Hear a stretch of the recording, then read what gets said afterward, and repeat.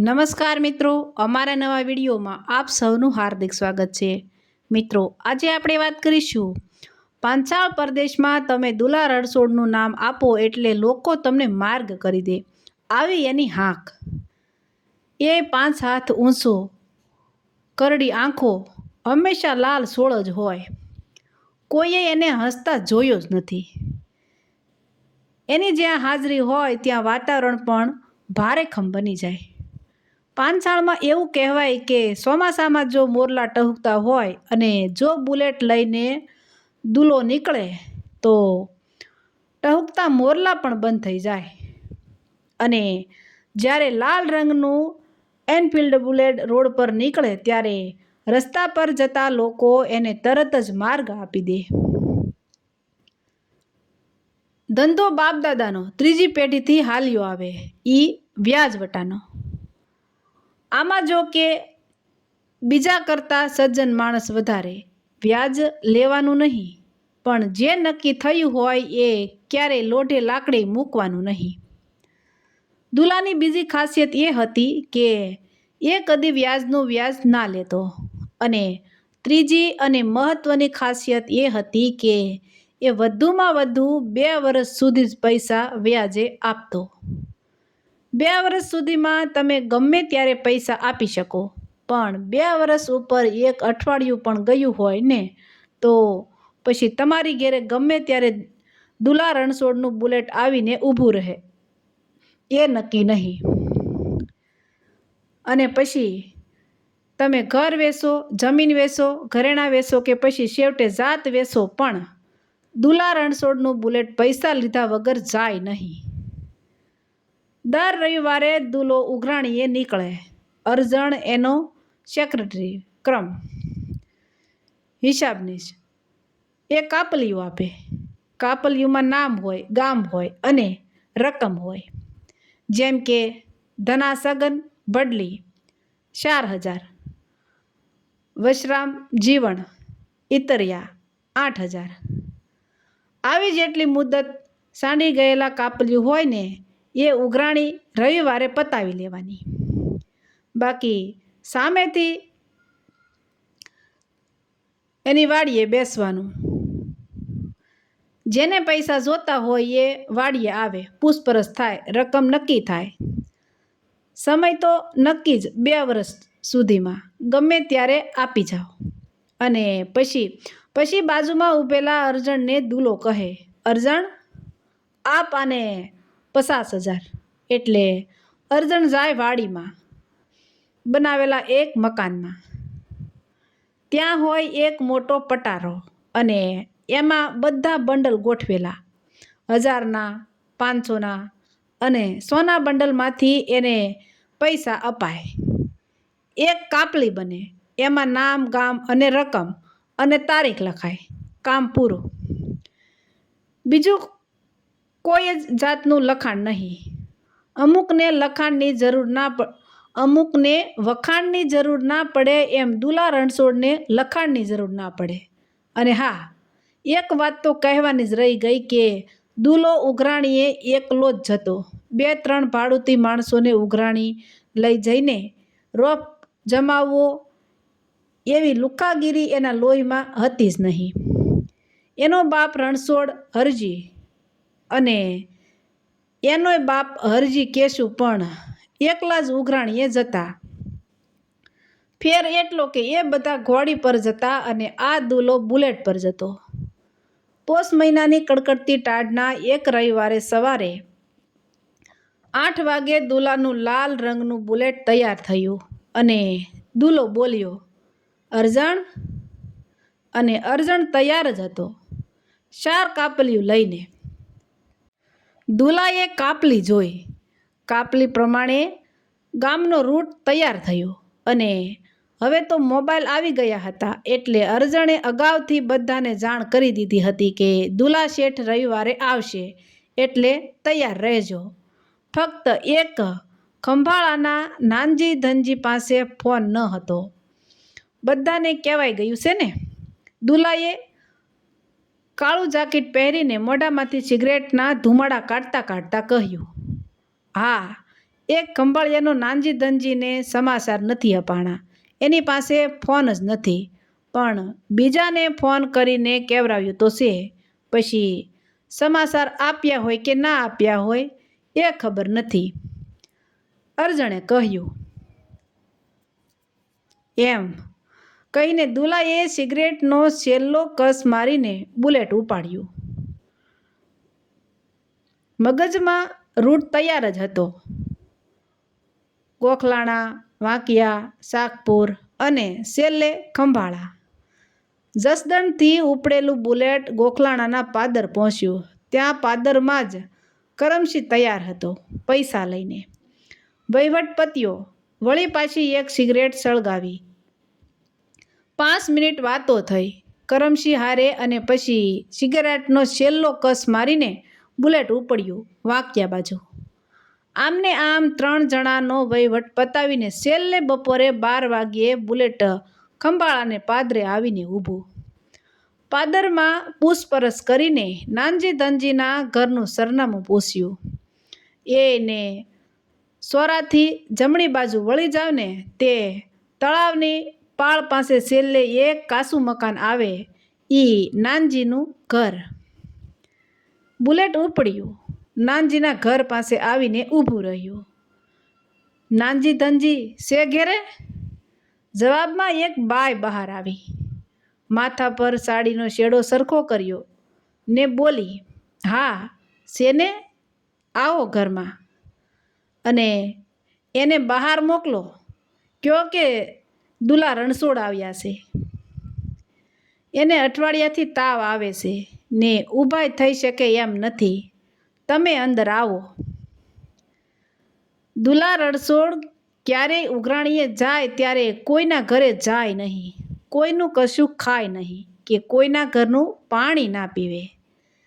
એના બાપા રણછોડ હરજીએ કીધેલું, જો કોઈના ઘરનું પાણી કે અન્ન આપણા શરીરમાં જાય ને તો પછી 2 આંખોની શરમ નડે ને આ ધંધામાં શરમ આપણને ન પોસાય.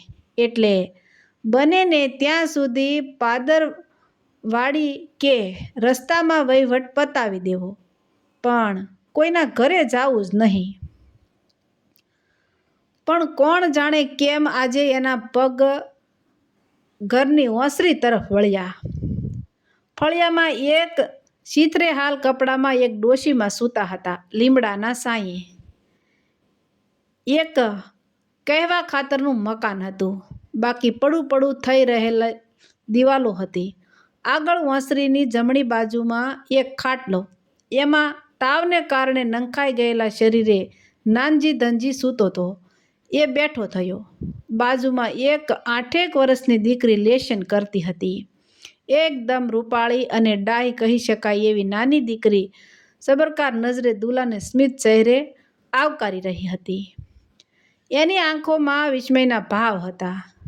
જોતા વેત જ ગમી જાય એવી દીકરી, અને આમે છોકરું ઘરે લેશન કરતું હોય ને ત્યારે ખૂબ જ રૂપાળું લાગતું હોય છે. દુલાના ઘરનાએ કાથીનો ખાટલો ઢાળ્યો. વચ્ચે દીકરી અને એક બાજુ દુલો અને બીજી બાજુ બીમાર નાનજી.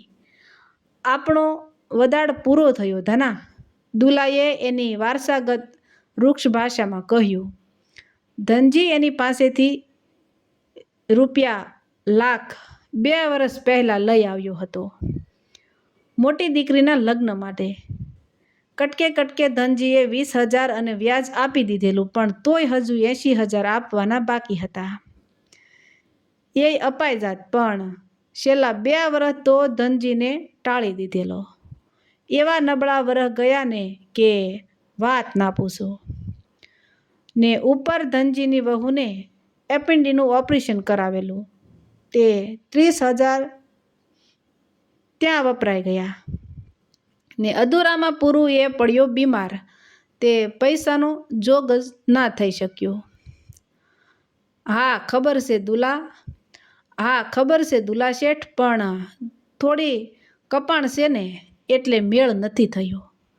મને કાલે સમાચાર મળી ગયા હતા કે તમે આવવાના છો, પણ સાજો હોત ને તો કંઈક ઉછીના પાછીના કરીને થોડા ઘણા કરી દેત, પણ અત્યારે ઠામુકું પૈસા જ નથી. તમારે ત્યાં કપાણ હતી તો આ દુલાએ ભાંગી હતી કે નહીં? એમ સહુને કપાણ આવે જ, પણ વ્યવહારમાં રહેવું હોય ને તો ટાઈમે પૈસા તો આપવા જ પડે. દુલાએ કડક અવાજે કહ્યું. શા મૂકું? ધનાની વહુ બોલી કે તરત જ દુલાનો ડાબો હાથ ઊંચો થયો. વહુ સમજી ગઈ. એ બિચારી અંદરના ઘરમાં જતી રહી. ધનજીની દીકરી વિસ્મયથી આ બધું જોઈ રહી. એક બે વાર એણે દુલાની નજર સામે નજર મિલાવી, મીઠું હસી, પણ દુલાએ તો કાતર જ મારી. પણ તોય એ નાની દીકરી દુલા સામે જોઈ જ રહી.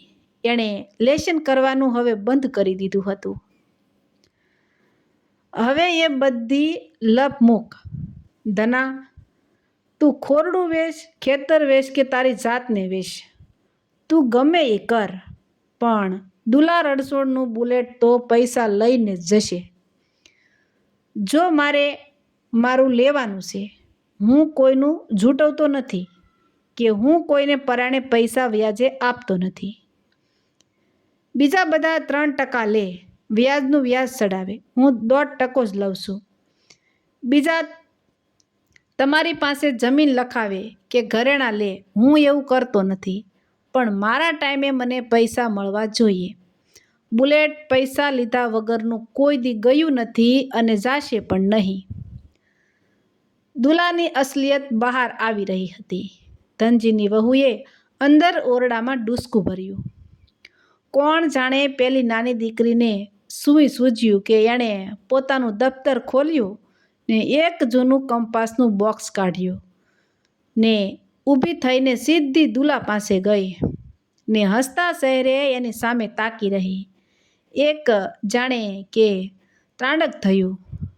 આજુબાજુના 40 ગામમાં દુલા સામે કોઈ આંખ સામે આંખ મિલાવીને વાત કરવાની કોઈની હિંમત ના કરે. એ દુલા સામે એક 3જા ધોરણમાં ભણતી 8 વર્ષની દીકરી એક ટીસે જોઈ રહી હતી. દુલાની આંખો પહેલી વાર નીચી થઈ. કોણ જાણે એ દીકરીની આંખોને સહન ના કરી શક્યો. દાદા, તમારે પૈસા જોઈએ ને?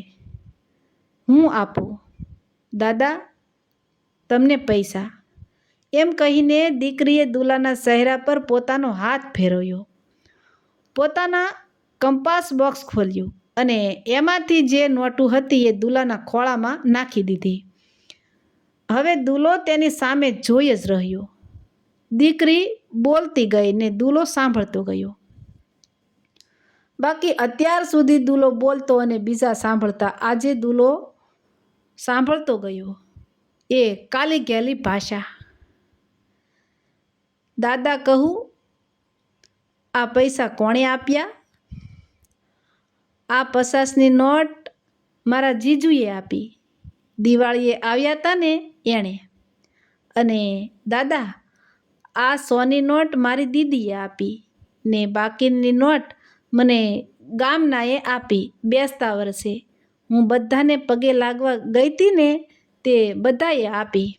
અને દાદા, તમને ખબર છે કે આ પૈસા મેં શું કામ ભેગા કર્યા? વેકેશન પડ્યું ને ત્યારે અમારા સાહેબે કીધું હતું કે જેને પ્રવાસમાં આવવું હોય ને એ પૈસા ભેગા કરજો, દિવાળી પર વાપરતા નહીં.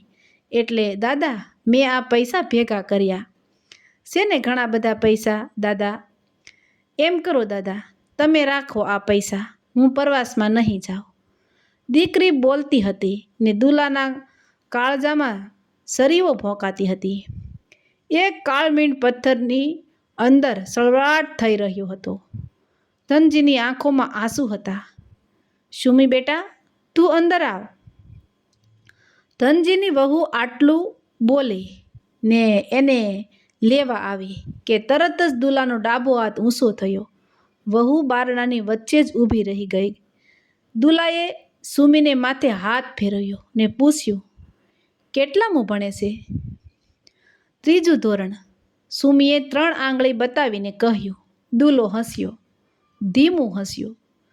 જિંદગીમાં જાણે પહેલી વાર હસ્યો અને સુમી રાજી થઈ એ પાછી બોલવા લાગી અને દુલો, ધનજી અને સુમીની માં સહુ સાંભળવા લાગ્યા. દાદા, તમારે ચોકલેટ ખાવી છે? દાદા, તમને ચોકલેટ ભાવે? એમ કહીને સુમીએ તેના દફતરમાંથી એક પ્લાસ્ટિકની થેલીમાંથી ચોકલેટો કાઢી. દાદા, તમને ખબર છે કે આ ચોકલેટ કોને માટે છે? દાદા, હું રોજ નિશાળે જાઉં ને ત્યાં કોઈનો હેપી બર્થડે હોય ને, દાદા, બધાને ચોકલેટ મળે, પણ પહેલાં હું ખાઈ જતી, પણ હમણાં નથી ખાતી. દાદા, તમને ખબર છે, હું નિશાળે જાઉં ને તે વચ્ચે એક ઝૂંપડું આવે ને ત્યાં એક નાની છોકરો ને છોકરી ઊભા હોય, તે એને હું ચોકલેટ આપું, એ બે બહુ જ રાજી થાય.